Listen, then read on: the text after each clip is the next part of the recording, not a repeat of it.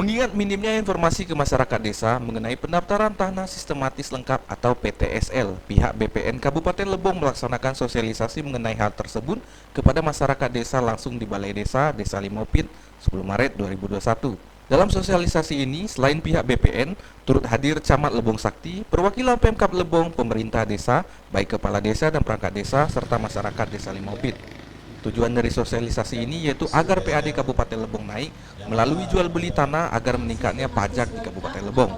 Dalam sosialisasi ini, masyarakat sangat antusias, bahkan ada beberapa yang bertanya juga kepada pihak BPN mengenai pertanahan. Baiklah, untuk pendaftaran tanah ini khususnya di Kecamatan Lebong Sakti, kami alhamdulillah mengucapkan terima kasih kepada pihak BPN.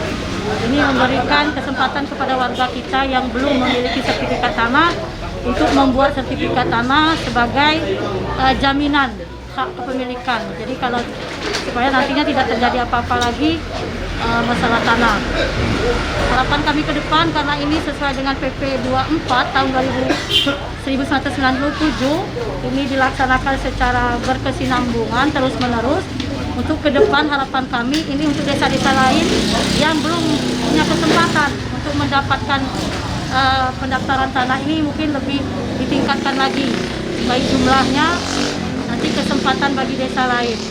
Untuk menjelaskan penggunaan daripada sertifikat, dan kita menjelaskan bahwa pentingnya sertifikat masyarakat itu, saya mengucapkan terima kasih sedalam-dalam BPN yang mana program pemerintah itu dikucurkan di Desa Limopit ini umumnya kepada desa-desa lain. Di sana kami dari masyarakat ya mana yang belum didaftarkan, kami mohon keseluruhan kami bersedia untuk didaftarkan bertangan itu ke BPN.